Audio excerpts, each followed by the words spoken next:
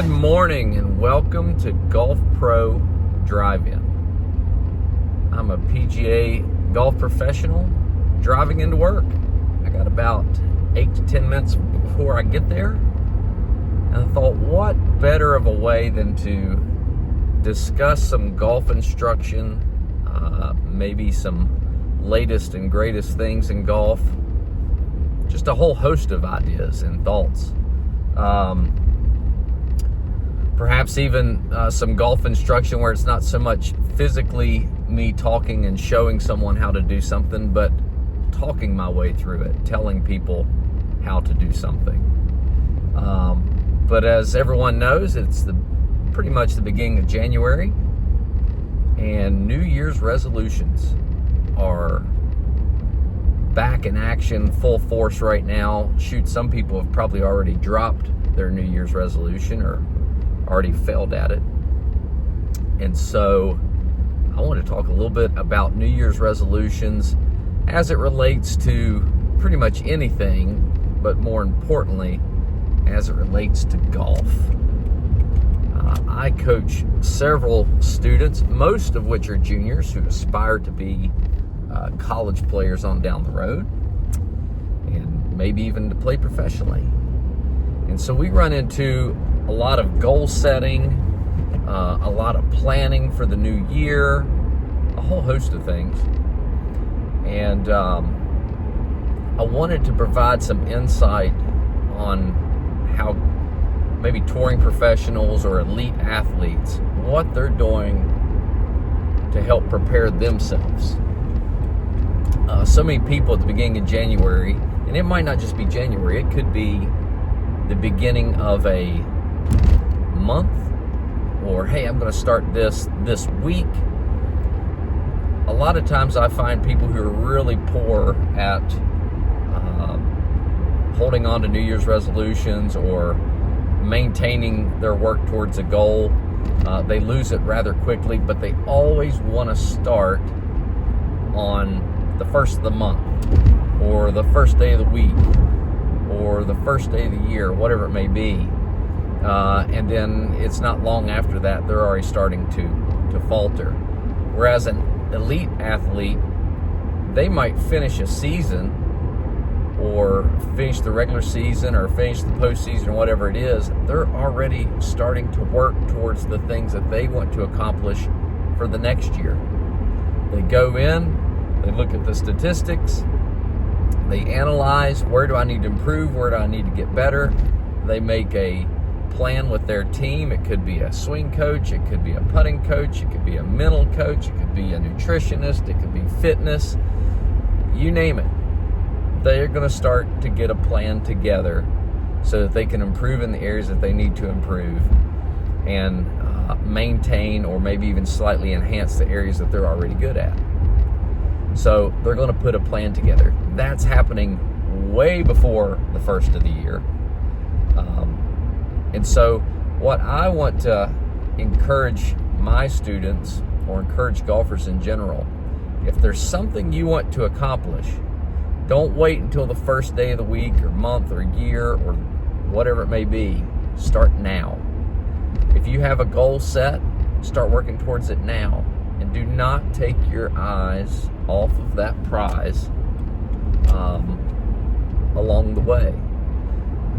Most people who are really good at accomplishing goals, that goal that they set is super meaningful to them. It could be about just getting in shape so that you can do more stuff with your son or your daughter, or being in better shape so that you can travel, or whatever it is. But it's going to be something that's super impactful and meaningful.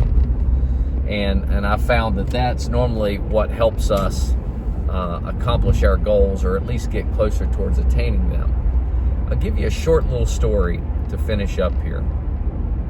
This is a story about a guy named Tim Clark. He played on the PGA Tour, and I heard this story from a college teammate of his. He played college golf at NC State, and I have a friend who played NC State with Tim, and he was telling me this story about Tim. Playing college golf, at least at that time, you were an amateur. I don't know how it works out today, but Tim had come to the realization that he really wanted to play in the Masters. And who doesn't? Everybody wants to play in the Masters, but Tim really wanted to play in the Masters, and Tim was a really good college player. And I remember my friend telling me that during the off season, he'd go out to the golf course, and he'd see Tim out there working on his putting intently each and every day.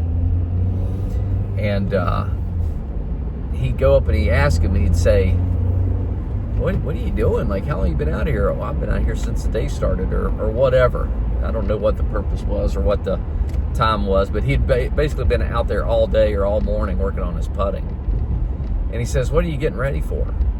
He says, I'm getting ready for the Masters. Now, at that time, Tim was not in the Masters. He had not qualified for it. But what he had done is, because he was so intrigued by playing in the Masters, he'd gone to his college golf coach, and he says, Coach, I really want to play in the Masters. What does it take to get into the Masters? And his coach said, well, Tim, you've got to, you either got to win a U.S. Amateur, or I think at that time maybe a British Amateur. Anyway, he told him the different events that he would have to play well in and win in order to get into the Masters.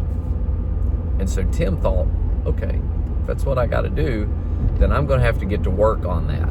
He didn't wait around to the first part of the year. He didn't wait around to the first week to get started. He had this thought. He had something that he wanted to desperately achieve. And so he set out on a mission to do that. And it started with the first thing, asking a question. How do I get there? How do I do that? What do I need to do, or where do I need to improve to be able to accomplish that goal? And luckily for him, he had a coach who probably believed in him as well, and thought that he'd be capable of doing it in the long run. That he would get some motivation from that as well, and some encouragement from his coach. But it starts with you asking some questions. And then from there, it starts with you putting the plan into motion. And for Tim, he thought he had to just maximize in every area. He really had to improve his putting. I'm sure he felt like he had to strike the ball well, because he wasn't the longest hitter in the world or anything else. Well, anyway, if I'm not mistaken, he went on to win a U.S. Amateur to qualify for the Masters. I think I'm right on that. I'd have to go back and do a little bit of research on it. But nevertheless, not only did he qualify for the Masters, one way, shape, or form, whether it was through his time on the PGA Tour and being ranked high enough to do it, or that he qualified for a U.S. Amateur and got in that way, either way, he got into the Masters. And he nearly won it. He played exceptionally well at the Masters most of the years that he was there, and I think he had a top 5 or a top 3 finish at least once or twice. And this is from a guy who is not known as long hitter. Now, I don't know where Tim Clark is today, but I bet if you could find him and you could ask him, he was a pretty good planner, pretty good goal setter, and I think he would tell you that it doesn't start with you setting goals and trying to start on the first day of the week. It starts with wherever you are right then, right now. Set that goal, figure out how you're going to get there to it, and start making it happen. Don't wait for the beginning of the year. Start doing it now. So for all you folks out there trying to get ready for golf season, which is right here. I mean, January's been pretty warm, although it's super cool today. Don't wait. Start planning now. Start figuring out what you need to do. And if you need to go to your local PGA Professional like me, or at some other club, go seek them out. Figure out the things that you need to do to play your best golf, or to be the best version of yourself. Figure that out today and start working towards it. One last thing, super cold today, and I got to give a shout out to FootJoy. And I'm layered up here. I got a couple of performance pullovers, pants, shirt, you name it. I'm staying warm today with my FootJoy apparel on. So y'all have a great week. We'll do this again next week. It's a Golf Pro Drive.